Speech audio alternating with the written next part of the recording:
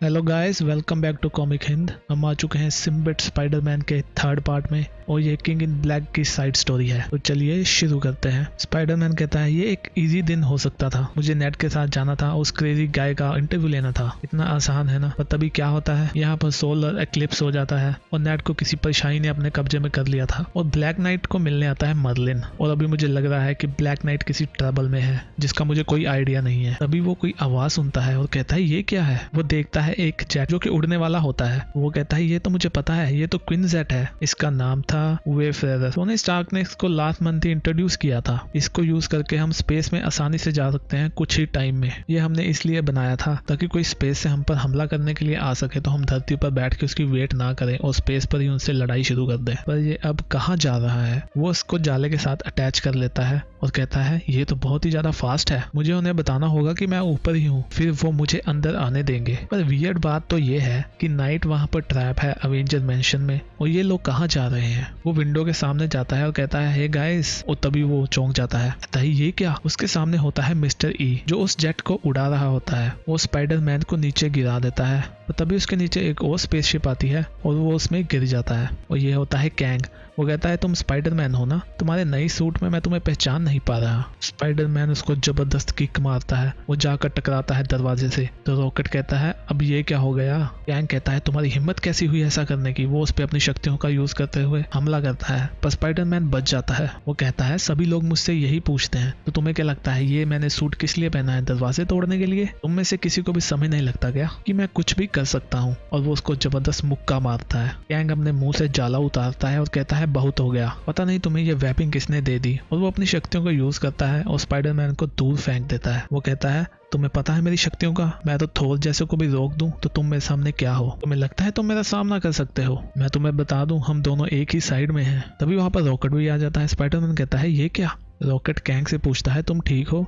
तो वो एक्सप्लेन करना शुरू कर देता है। तो वो चिल्ला के कहता है मैंने बस ये पूछा तुम ठीक हो। तो वो कहता है हाँ। तो रॉकेट कहता है ये इंसान, इनसे कोई एक सवाल पूछो उसका सही से जवाब नहीं देंगे, बोल बोल कर बंदे को बोर कर देते हैं। वो स्पाइडरमैन के पास जाता है और कहता है ये तो कैंग है, तो तुम कौन हो। तो स्पाइडरमैन कहता है मेरा नाम है स्पाइडरमैन। वो कहता है मैं रॉकेट हूँ और वो वहां से चला जाता है। स्पाइडरमैन पूछता है रॉकेट से तुम किसकी साइड हो। तो रॉकेट कहता है ये कैसा क्वेश्चन हुआ। तो स्पाइडरमैन कहता है तुम इस कैंग साइकोपाथ के साथ काम कर रहे हो ना, इसलिए पूछा मैंने। कैंग कहता मैंने तुम्हें बताया ना मैं तुम्हारी साइड हूँ, मैं यूनिवर्स को बचाने की कोशिश कर रहा हूँ। तो स्पाइडरमैन कहता है मैं कैसे मान लूं और तुम यूनिवर्स को क्यों बचाओगे। तो कैंग कहता है इसलिए क्योंकि मैं भी यहीं में रहता हूँ, नहीं तो हम इस बंदे को हील क्यों कर रहे होते। वो इशारा करते हुए कहता है। तो स्पाइडरमैन कहता है ये क्या, ये तो ब्लैक नाइट है, इसे क्या हुआ, ये यहाँ पर कैसे पहुंचा। तो कैंग कहता है किसी ने इसके अंदर छुरा खौंप दिया था, अगर ये रॉकेट के हीलिंग बे में नहीं होता तो अब तक ये मर चुका होता, इसका इतना खून बह चुका था और इसकी तलवार वहां पे मौजूद नहीं थी, तो मुझे लगता है इसी से इसको मारा गया है। वो इशारा करते हुए कहता है उनमें से एक ने ही इसको मारा होगा। स्पाइडरमैन देखता है और कहता है शैडो मिनियन। तो कैंग कहता है तुम इसको जानते हो। तो स्पाइडी कहता है मैं इसको जानता ही नहीं, मैं तो इसके साथ लड़ भी चुका हूँ और ये क्लेम करते हैं कि मैं इनमें से एक ही हूँ। तो कैंग कहता है तो तुम नहीं हो ना, तुम्हें पता है ना। तो स्पाइडरमैन कहता है ये कैसा क्वेश्चन हुआ। तो कैंग कहता है तुम्हें आने वाले टाइम में पता चल जाएगा। कैंग उस शैडो के पास जाता है तो वो शैडो कहती है मैं तुम्हें मार दूंगा। वो कहता है तुम्हें ऐसा क्यों लगता है। तो वो कहता है क्योंकि मुझे सब पता है। तो कैंग कहता है अच्छा तुम्हें सब पता है। तो वो कहता है कि मैं तुम्हें तुम्हारे होस्ट से एक्सट्रैक्ट करके सीधा सन में फेंक सकता हूँ, तुम्हारा कुछ नहीं बचेगा, मेरे एक सिग्नल पर ऐसा हो सकता है। तो वो शैडो कहती है तो ट्राई कर लो। तो कैंग कहता है ठीक है। वो उसको सूरज में फेंक देते हैं। तो स्पाइडरमैन कहता है क्या तुमने उस चीज को मार दिया। तो कैंग कहता है तुम उस चीज को नहीं मार सकते जो ऑलरेडी मरी हो, ये बस ऐसा था कि एक पेशेंट से उसका डिसीज निकाल लेना। तो उस शैडो में से एक लड़की निकलती है। तो रॉकेट पूछता है ये लड़की कौन है। स्पाइडरमैन कहता है कैप्टन मार्वल। तो रॉकेट कहता है कैप्टन मार्वल तो एक क्री गाय था ना। स्पाइडरमैन कहता है अभी ऐसा नहीं है। कैप्टन तुम ठीक हो।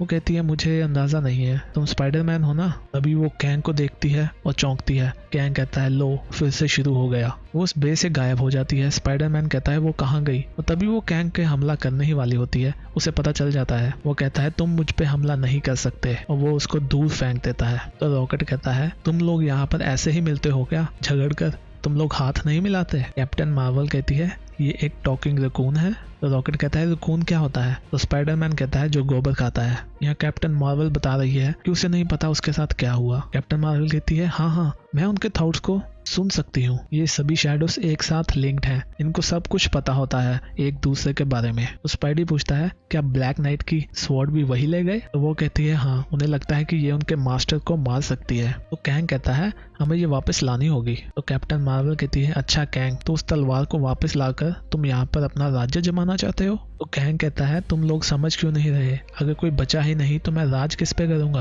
रॉकेट कहता है मेन प्रॉब्लम तो ये है, उस तलवार को बर्बाद कैसे करेंगे? तो स्पाइडरमैन कहता है वो उसको सन में फेंक देंगे और क्या। तभी ब्लैक नाइट जाग जाता है, वो कहता है ऐसा पॉसिबल नहीं है, सन तो उसके लिए कुछ नहीं है, वो सर्वाइव कर जाएगी। कैप्टन मार्वल कहती है ओह तुम जिंदा हो? तो स्पाइडरमैन कहता है ऐसा क्यों, तुम श्योर हो कि वो इतनी गर्मी सहन कर सकती है? तो ब्लैक नाइट कहता है वो एक नॉर्मल ब्लेड नहीं था, मर्लिन ने उसे एक स्टार स्टोन से बनाया था और इसमें बहुत सारा मैजिक है, इसलिए एक स्टार इसको बर्बाद नहीं कर पाएगा। तो कैप्टन मार्वल कहती है फिर तो मुझे लगता है कि ये इसको लेके जा रहे हैं एक जगह पर जिसका नाम है नोवेयर। स्पाइडी कहता है नोवेयर, ऐसी जगह भी है? रॉकेट कहता है नोवेयर, हाँ उस जगह का मुझे पता है, ये एक बड़ा सा स्पेस स्टेशन है जो एक सेलेस्टियल के हेड में बनाया गया है। यहाँ पर काफी सारी शॉप्स हैं और मार्केट प्लेस है। कैंग कहता है ओह मैंने पहले क्यों नहीं सोचा, उस मार्केट में कोई है जो उस तलवार को बर्बाद कर सकता है। रॉकेट कहता है कौन? तो वो कहता है वहाँ पे एक ट्रोल लड़की है जो बहुत ही ज्यादा खतरनाक हथियार बनाती थी अपनी रेस के लिए, वही ट्रोल जिनके साथ थोर लड़ता है।